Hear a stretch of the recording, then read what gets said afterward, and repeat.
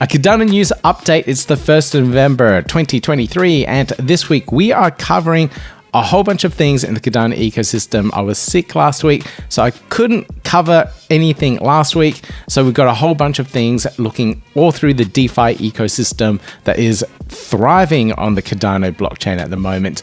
I'm Peter Buey. If this is the first time here, or if you're returning, please consider giving me a thumbs up, click subscribe, click on the notification bell. Cardano is what I do. Cardano is what I cover. Everything on this channel is Cardano related, and a couple of side chains and some other blockchains as well that are ecosystem friendly to Cardano. So let's go and have a look at this first news update here. This one is around CardanoPress. So CardanoPress is a plugin that I've built for WordPress and Cardano. We just released a brand new version 1.7, and it adds in a couple of additional utilities and additional shortcodes that will help you all build better CardanoPress websites. And the custom payment addresses is a key one for auctions. We need to add that in. So if you want to run an auction on your Cardano website using NMaker or another platform, you can now do so in the CardanoPress websites. I will put out more documentation for that really soon as well. The next news item here is around Mynth, and tomorrow you should see this little utility that they're putting together. It's a raffle that they're doing, and with this raffle you'll be able to use their platform, buy a raffle ticket using Mint tokens, but only use Mint. Okay, let me just explain that. So normally when you interact with a Cardano dApp, you have to use ADA as a transaction fee.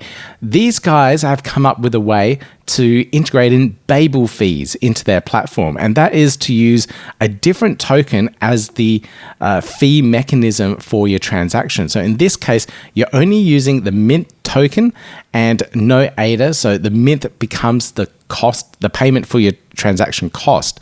And I think it's a really cool mechanism, and we've been talking about this since 2021, late 2021, when Charles first mentioned Bable fees and the white paper and everything around it, and these guys have implemented it and starting to roll it out. And this is a really cool showcase on how it actually works. So I'll put links to this when it's live, so you should see it down below and you'll be able to participate in this. So Mynth is really cheap at the moment, so you'll be able to buy a raffle ticket and win one of the CardanoPress Wapus, and it has a whole lot of utility behind it. Just follow the links, you'll find out a little bit more about it. The next news story here is around ADA handles, and Conrad here has put out a post about all of the documentation for the new API that they have here. So in using this API, you'll be able to pull up the data that sits behind an ADA handle. You can see all the documentation here in their Swagger docs, all the endpoints and all the data that you can get from it. Now, I find this incredibly useful because now I can pull out data that sits behind the personalizations of all of these ADA handles. And then I can do something crazy like integrate it into the CardanoPress plugin. So that way when you log into a website using CardanoPress and you have an ADA handle in there, it can pull in some of that personalization data. Maybe it's your avatar, maybe it's your Twitter profile, into that brand new website's profile, so you don't need to fill it in again. So this kind of mini digital identity from ADA handle now allows websites to just pull in that data and integrate it into their platform so that you don't have to. Maybe there has to be a signing of the wallet or something to actually authorize that, but it makes it so much easier rather than filling in all those details again, finding a profile pic or whatever it is, and then setting up your profile on a website. Really great utility and service from the ADA handle team, the handle API here. I'll put links to it in the show notes if you're interested in looking into it and perhaps developing on it. Now, my next news item here is from Minswap, and this is a collaboration that they did with Cardano Spot for an educational piece around stable swaps. So this is a long article, quite a long article, a detailed article that goes through the entire idea and concept of how a stable swap works and how it integrates in the Cardano ecosystem. So if you're interested in this particular detail of stable swaps, you can go through this article, read about how they all work and the different formulas that are applied for different liquidity pools for swapping. It also goes through and has a look in more detail around the different stable coins and the stablecoin ecosystem on Cardano as well. And of course, this is changing rapidly. We have more stablecoins releasing, and we also have USDM hopefully releasing in December, and then also rumors around IOG working on their own stablecoin as well. So we've got lots of activity happening in that space, and understanding how all of this works within the Cardano ecosystem is probably really useful so that you guys can take advantage of the different stablecoin ecosystems that are appearing in Cardano. Now, Minswap also have a update. They always have these rebalancing of their farms every single month, and this one is coming up today as well. So if you're providing particular farming rewards on their decks, it's worth having a look at the particular farming rewards there. You may need to move liquidity around to optimize your returns on all those liquidity pools. So make sure you have a look at that and find out what is best for you. Now, if you want to learn more about Minswap, I have a course here on the Learn Cardano website. You can get to it at learncardano.io. It's the very first one here, or very last one on the columns. You can click on that and it goes through everything that I could think of that you would need to know about Minswap and how to use it, the risks, rewards, and everything around it. So if you want to learn more, go to the website, check that one out. It's completely free. You don't need to sign up or anything. You do need to sign up if you want to do the quizzes, but you can bypass them and just read through the rest of the documentation. There are a few videos as well, so depending on how you consume your content, how you learn, it should cover all the bases there. Now, another thing around my content and things that I create, I did an experiment for the month of October where I zeroed out all the revenue from the YouTube channel to see if it made a difference in views. It doesn't. I thought removing ads might have an effect on the viewership, and I thought I'll try it for a month, but it doesn't. And apparently some of you still see the ads. So YouTube actually inject in ads that are doing, YouTube injects in ads on videos that are doing really well anyway, just that they don't give the creator a cut for it. They just put the ads in there because they know they can make that extra revenue. So even though I'm trying to make an ad-free experience for you guys, some of you are still getting ads anyway. So I'm going to try and put ads back in. So here, this is the revenue for the month of October. It's mainly coming in from memberships. So if I click on memberships, you can see that's all membership revenue. So there are a few people that sign up on a regular basis to pay for those memberships, and they support me by buying a coffee. So thank you so much for all the members that have signed up. But I will be putting back on ads. I did a little poll, and most of you agreed that I should put ads back on. So see how that one goes for the month of November. Hopefully this ad revenue is better as the market conditions are getting better as well. This news item is around Indigo. Now, I don't cover Indy that much because I'm not very experienced with the protocol itself, but it's interesting to see this one here. Indigo has beaten Minswap in terms of TVL on the Cardano blockchain. So this also includes all the staked assets as well. So when including staked Indy, it now has a TVL higher than Minswap. 54.9, essentially 55 million in TVL on the Cardano blockchain, which is absolutely amazing. I never thought Minswap would be toppled from its top position, but there you go. Indigo has taken the lead there. It's really good to see the ecosystems grow. Now, another thing that's really interesting that came out from the Indigo DAO, their on-chain voting, was that the planned emissions increase for December has now been cancelled. So voters in the ecosystem have voted on decreasing or not increasing the amount of emissions going out within the ecosystem. There's various different liquidity pools out there that you could stake your Indy tokens in, and you would get additional Indy tokens for, as well as the other staking rewards. They've opted to not increase that and decrease the effective amount of Indy tokens that are going out there, and those Indy tokens are going back to their treasury. So here we go. So surplus Indy tokens from the cancelled December emissions increase will be sent to the DAO treasury until rewards smart contract is changed as part of the Indigo protocol V2 upgrade estimate March 2024 pending DAO approval. So it's pretty cool to see a DAO and governance in action in the Cardano blockchain as well. Now I'll just pull up DeFiLlama and have a quick look at the stats here. We can see right at the end here here. Let me just zoom in so we can have a better look at the last few days, the last week here. Month of November, 1st of November, we have 839 million ADA staked in DeFi on Cardano blockchain. Really exciting to see. And let me just validate those numbers down here. So we can see India's passed that 55 million, and all these other protocols are doing quite well as well over the last month. Now, one protocol which is really interesting to note here, last month, AStarter had 1,000% increase over the last 7 days. So just these last few days, it's jumped up 11 million there. Now, I did have to look into this to try and find out what on earth is going on. Now, I did have a look at their Twitter accounts. I couldn't see anything here, but it looks like they're at the auditing stage of their protocol, which is good. And checking their website, I can now see that they do have ADA here, TVL locked of 20 million ADA, but I could not find where that actually happens. Had a look at their ISPO. It's not in their ISPO. Looked at their actual app as well, and it's not in their app. This is all still beta, and it's still all test tokens. So it's not on here either.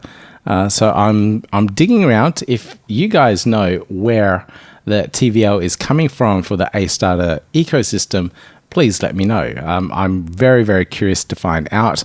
I haven't spoken to John in a little while in regards to AStarter and what's happening there, but would love to find out where that is and what on earth is going on in their ecosystem. Now, their ISPO is still ongoing, so they're still staking to the various stake pools here until their token allocation is completely exhausted. So you can still delegate to their protocol to earn some more of these AA tokens within the AStarter ecosystem. Now, Wingriders is always a good protocol to look for as well. Now, where are they ranked at the moment? They're at 10th at the moment, but if we just have a look at some of these updates that they have coming in place, some of them are pretty exciting. Now, I'll just go through and highlight some of these for you. So you can go through this, you can see everything that they've achieved thus far. But in 2024, if you have a look at these things here, open source initiatives, great, bringing more open source tooling to the ecosystem. SDKs for third-party integration, great, more usage of the platform. But this here, batcher fees paid in WRT. So this is a brand new token utility. So if you're doing a swap on their DEX, on their protocol, you will have to use the WRT tokens to pay for those particular swaps. So that's a really cool initiative. It creates the buying pressure of the particular token so that users need to actually hold some of them or buy some more of them to perform swaps on the protocol. I don't know how DEX aggregators will handle that. Maybe it's just some updates of their smart contracts, but hopefully it's just an easy change so that you can still use something like Dexhunter or MuesliSwap to do some of these swaps that are paying fees in WRT. So that's a nice little change from the Wingriders team. Now that also goes in line with some other things down here, such as pro versions and subscription models for things that are within their DEX, and they'll be using a monthly paid subscription in WRT tokens too. Now, the last one I'll point out here is the decentralization of their batches. Now, this allows anyone to become a batcher within their ecosystem and decentralizes that whole thing.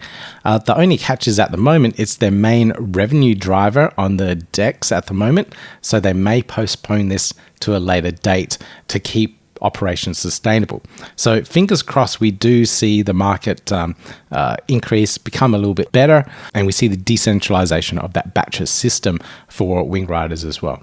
So a few really good updates from the Wingriders team there. Again, all the links for all this will be in the show notes down below. Now, Wanchain have been making a little bit of noise. They're a bridge that allows the movement of assets to the Cardano ecosystem. One of those assets being DAI, another stablecoin that can be used within the Cardano ecosystem now, which is really cool. Now, in this campaign that they're running, you can supply DAI to Liqwid Finance. You can supply DAI and Djed as a trading pair on Wingriders, or you can do both and you can win from their prize pool, and you can see the rewards there. You can follow this Twitter post and find out a little bit more about it. So pretty cool little campaign going on to try and attract more liquidity and DAI stablecoin into the Cardano ecosystem. And with that, we're seeing more utility come out from various protocols. This one here is from Liqwid Finance, where you can lend and borrow with USDC, lend, borrow USDT, and now lend and borrow with DAI. So more of these stablecoins are being opened up and being bridged over to the Cardano ecosystem thanks to Wanchain. Now, another bridge that is launching very soon on the Cardano blockchain is Rosen Bridge. And this is a bridge that is opening up from the Ergo ecosystem over to Cardano. And I've been participating in various community calls to learn more about this and how it operates and what needs to be done to become a watcher or a guard within their ecosystem. This article from Tap Tools goes through the entire process and exactly how it all works. The watchers and guards are the key players within the Rosen Bridge. Watchers fulfill that crucial role. They watch and monitor for events that happen on the various networks, and the guards then validate and prove those transactions and create the signing necessary for the transactions on Ergo. So it's a really cool platform that they've set up. This is very similar to how guards and watchers work on other ecosystems as well. So it's not completely new, but really good implementation from the developers here. And I can't wait for this one to come into play as well. If you want to learn more, links down below in the show notes. Now, this other unfortunate news item for the Ergo ecosystem, and this one is around the circulating supply being incorrect for Ergo and CoinMarketCap asking them to pay a fee of $5,000 to be able to correct that issue. The whole community is up in arms about it. Not only the Cardano ecosystem, but of course the Ergo ecosystem. But you know, this is a common thing. The data is sometimes wrong for a lot of different blockchains, and it's even wrong for the Blueshift ecosystem. The Dex on Milcometer that I work for as part of my night job, our circulating supply there is also incorrect, and the process to get it updated is quite difficult, time consuming, and if you supply one little thing wrong, there's a lot of back and forth for it. We haven't been asked to pay this 5,000 USD price tag yet, but we hear that it's a very common issue for a lot of projects and protocols out there that they have to pay to play to be listed and shown on CoinMarketCap. But you know, there's alternatives. CoinGecko is one of them. You should check multiple different sources for your information if you want to validate something like circulating supply. Now, this has been a bit of a topic of this week. The beginning of this epoch, 445, we saw the change available for stake pool operators to reduce the MinPoolCost from 340 to 178. And I have seen many tweets from stake pool operators stating that they're reducing their min fee from 348 to 170, but then also reducing their variable fee, their margin fee, from 1% or whatever it was to 0 as well.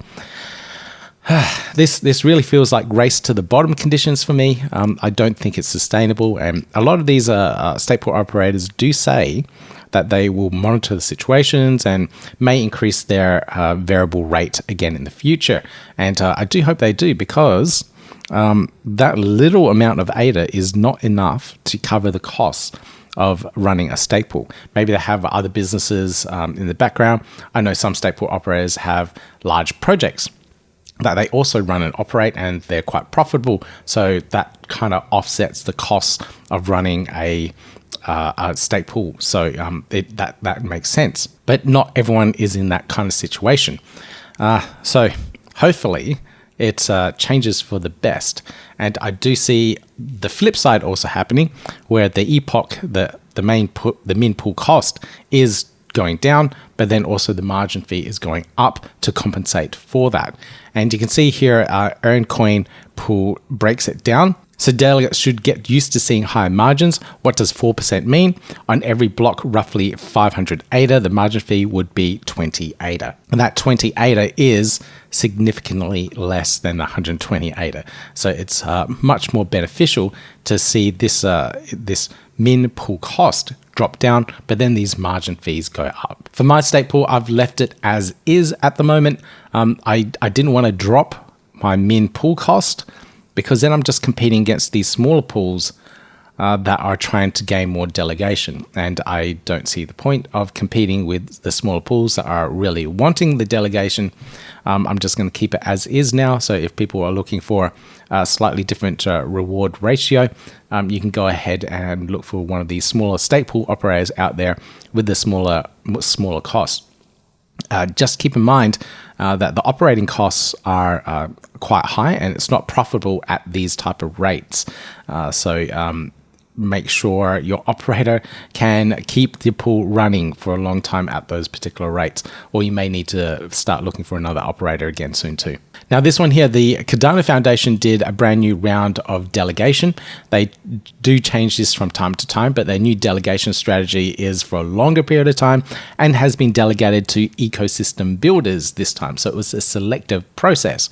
Unfortunately, some of those pools were oversaturated, and they shouldn't have received that delegation. It was around 15 million ADA, and Army of Spies was one of those particular pools.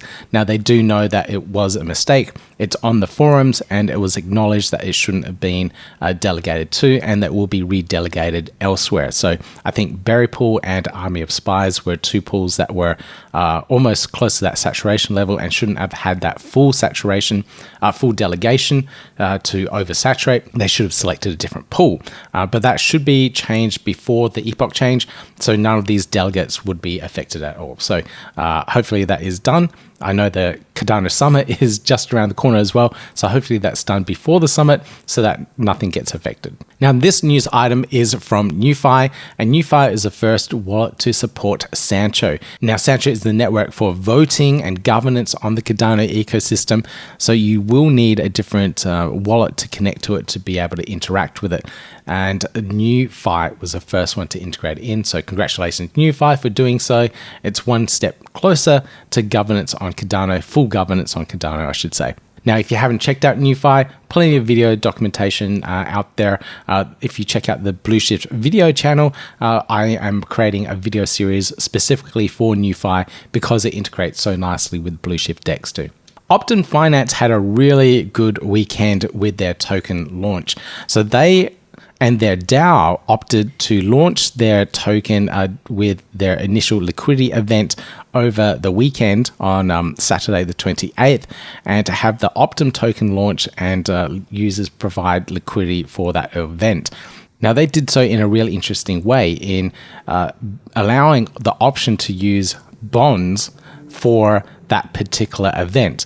So if you were using ADA, you could, but you could also use the Optim bonds, preferably ones that were closing very soon, such as these ones here. These ones here closing on the 7th of November at 4% yield, and then use that extra boosted ADA within those bonds to deposit into the Optim token event, the initial token offering, and earn those Optim tokens at a really good rate. So it's a really nice mechanism that they did there. It was really confusing for a couple of people, and that had to be explained, and I think it was explained right here.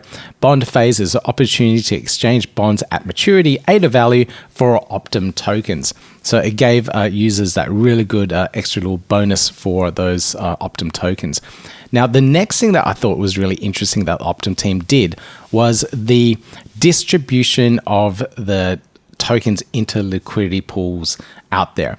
And they put on really high fees here for the first 2 hours at 20%, next 24 hours at 10%, and then a 5% fee after that. Now, this discourages people from trading too much on that particular liquidity pool, because in doing so, if you trade at this really high fee, you would lose all your profits from dumping the token on the market to fees. So instead, it's better to provide liquidity to that liquidity pool instead of dumping the token, so that you can optimize your pool rewards. So I thought that was a really smart idea to configure those different parameters so that liquidity providers would be the ones that benefited the most. So it attracted liquidity to the pools rather than people selling these tokens that they just got onto the market. So with platforms like Dexhunter, they had to integrate in this high pool fee warning. You can see it down here on the interface here. So when you're trading from ADA to Optim, you see that there's a high pool fee warning on there so that you know when you're interacting with this platform, or you probably don't want to because of that really high fee. Now, if you look at the Spectrum Finance DEX at the moment too, you can see the ADA Optim pool is still at 5%. I think they're going to keep it there for a while to try and limit the amount of trading and dumping of the tokens in the ecosystem. That's my theory. That's the reason why I think they're doing it. But it's really good to see the amount of TVL from this so quickly as well. So 4.2 million ADA from the weekend. So it's only been 5 or so days and a nice amount of trading volume there as well. APR still very, very high. So if you're wanting to provide liquidity, that is quite nice. So it's probably because of that 5% fee on this particular liquidity pool. Now, one of the other protocols that I don't mention much of is Liqwid Finance. And I know Epoch Pool here is a big fan of Liqwid. And you can see here in his comments, my Liqwid is earning me ADA, USDT, Djed, USD, DAI, Shen, IUSD, and more LQ, all passively. I really have to get into this protocol. That is really cool to see that, just having your LQ, staking it, I assume you're staking it into the platform and allowing other users to interact with it to earn all of these extra tokens within the ecosystem. So very much similar to Indigo, where you can provide liquidity on there, overlay collateralized debt positions, and earn passively through their ecosystem. So it's really cool, and I really got to get into these different borrowing lending protocols and synthetic protocols so that I can understand exactly how this all works. I think I'm missing out on some opportunities here. The other really interesting thing from Liqwid Finance was now that they're turning off the SPO program. So this was a governance decision where now usually Liqwid Finance would delegate ADA to these various SPOs that are part of the Liqwid Finance ecosystem, but now they're spinning up their own private pool instead due to that governance vote. So it's really interesting to see how governance is voting and going for there. They're looking for maximizing profits, I think, rather than the decentralization of the ADA. So people are voting for their pockets. It kind of makes sense to me, really. Now, this one here I thought was quite interesting, and this one really shows where the Djed ecosystem is at the moment. So at the moment, if you're looking at playing around with Djed, you do need to have the specific amount of Shen in reserve to be able to mint more Djed. So if I actually go to the protocol here itself, and if I try to mint more Djed, I can't. I can only burn Djed at this point. And that is because of this reserve ratio. This reserve ratio down here, down at the bottom there, 365, that needs to be at 400 or over for me to actually create more Djed stablecoin. So it's not really desirable at the moment, which isn't good.